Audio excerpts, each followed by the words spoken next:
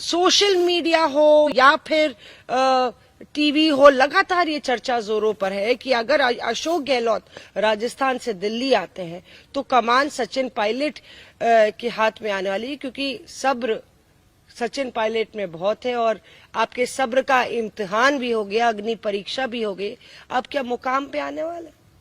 बड़ा काल्पनिक सवाल है आपका क्योंकि कांग्रेस पार्टी के अंदर एआईसीसी ने चुनावों की प्रक्रिया को हरी झंडी दी है और 24 तारीख से नामांकन चालू होंगे कांग्रेस अध्यक्ष के पद के लिए। उस पद पे कौन आसीन होगा ये मतदान के बाद ही पता पड़ेगा और ये कहना बहुत जल्दबाजी होगा, क्योंकि मैं समझता हूं कि अखबारों से या अफवाहों से हमें ज़्यादा अपने आप को संबंधित नहीं रखना चाहिए।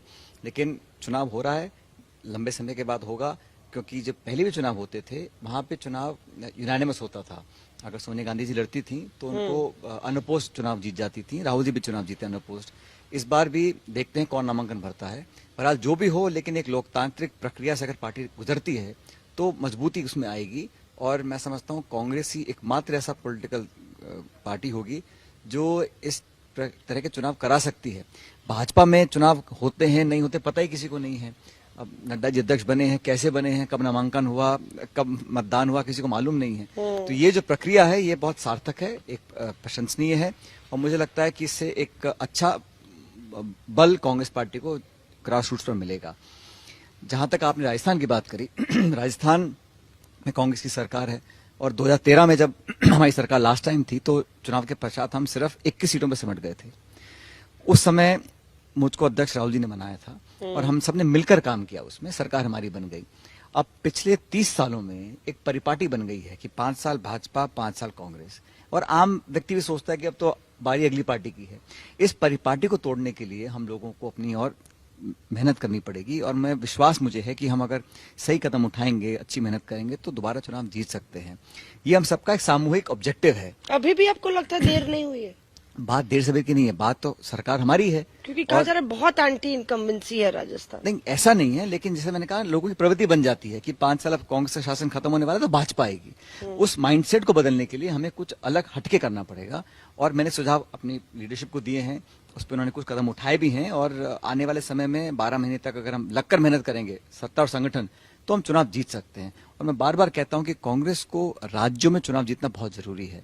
अब कर्नाटक में चुनाव है, हिमाचल में है, गुजरात में है, इन स्टेट्स में अगर हम जीतते हैं, फिर राजस्थान, मध्य प्रदेश, छत्तीसगढ़, इन स्टेट्स में अगर हमारी सरकारें बनती हैं तो 24 के चुनाव के लिए हम लोग पूरी तरह तैयार रहेंगे।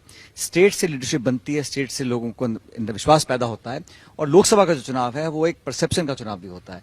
और 8 साल में जो भाजपा के शासन में लोगों ने बदहाली देखी है, मतलब महंगाई आसमान छू रही है, अमीर गरीब की खाई इतनी बढ़ गई है, बेरोजगारी चरम सीमा पर है और एक समाज के अंदर भी एक द्वेष और दुर्भावना पैदा होने की संभावना लगातार बनी रहती हैं। इन सबको देखते मुझे लगता है कि कांग्रेस ही वो दल है देश भर में भाजपा को चुनौती दे सकता है। इसलिए जो होगा अच्छा होगा और राजस्थान में हम सरकार दोबारा बनाएंगे और चुनावों के परिणाम के बाद एक नया अध्यक्ष कांग्रेस पार्टी को मिलेगा। पर जो आप कह रहे हैं कि सरकार दोबारा बनाएंगे, मौजूदा परिस्थिति में बनाएंगे कि मुख्यमंत्री बदलेगा तो बनाएंगे? हम सरकार दोबारा बनाएंगे जिस परिस्थिति में हो। भाई हम लोग मेहनत करेंगे तो हम विश्वास दोबारा क्यों नहीं जीत पाएंगे। पिछली बार हम हारे तो हम सिर्फ 20 पे सिमट गए थे, तो हम लोगों को कुछ अलग करना पड़ेगा विश्वास दोबारा जीतने के लिए। अच्छी स्कीम्स सरकार ने बनाई है, प्रोग्राम्स दिए हैं, उसको लोग पसंद भी कर रहे हैं। लेकिन ये लोगों में धारणा बनी है कि 5-5 साल का टर्म दोनों पार्टी का होता है, तो उसको तोड़ने के लिए कुछ हटके करना चाहिए मुझे लगता है और हम उस दिशा में काम भी हम लोग कर रहे हैं।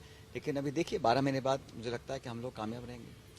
ये लगातार, क्योंकि ये जो 5-5 साल वाला फॉर्मूला है ये हमने देखा कि पंजाब में भी इस तरह से होता था और लगातार ये आरोप लगे कि कैप्टन अमरिंदर जो थे, एक अंडरस्टैंडिंग थी पिछली सरकार के साथ और जो वहां पे डिस्पेंसेशन था। तो आपको लगता है कि ये एक हमेशा संभावना है कि क्या जो भी मुख्यमंत्री अब नया बनता है, अगर अशोक गहलोत इधर आते हैं, चाहे वो कोई भी हो, तो वो भी चरणजीत सिंह चन्नी बन के रह जाएंगे? मतलब आपके पास समय कम होगा और damage is already been done. हर स्टेट की परिस्थिति अलग होती है, हर स्टेट के नेता अलग होते हैं और समीकरण अलग होते हैं। तो ये कहना गलत होगा कि पंजाब में ऐसा था तो मिजोरम में ऐसा वो वर्क नहीं किया ना, वहाँ पे पंजाब में बदला गया सीएम। आप सही कह रहे हैं, हम वहाँ चुनाव नहीं जीत सके और एक अंडरग्राउंड एक लहर चली आम आदमी पार्टी की बहुत सारे वादे उन्होंने किए, लेकिन अब इतनी जल्दी वो लोकसभा का बाई इलेक्शन हार गए और सरकार वहाँ बिल्कुल लड़खड़ा रही है, चल नहीं, बहुमत के बावजूद चल नहीं पा रही है। खैर, राजस्थान अलग है, पंजाब अलग है, लेकिन पंजाब में भी देखिए, आप जो आप कह रहे थे कि मिली भगत की बात कर रहे थे, वहाँ पर भी कैप्टन साहब ने अब पार्टी बीजेपी ज्वाइन कर ही ली है। तो राजस्थान एक अलग स्टेट है, राजस्थान के लोग मूलतः कांग्रेस को बहुत पसंद करते हैं और नौजवान और किसान वर्ग विशेष रूप से पिछले चुनाव में बढ़ चढ़ के उन्होंने वोट कांग्रेस को दिया था। अब उनके जो वादे हैं, सपने हैं, एक्सपेक्टेशंस हैं, उम्मीदें हैं, उनको हमें पूरा करना है। काफी हद तक हमने किया भी है, लेकिन जो बचा 12 महीने का कार्यकाल है, उसमें हमको डबल मेहनत करनी चाहिए।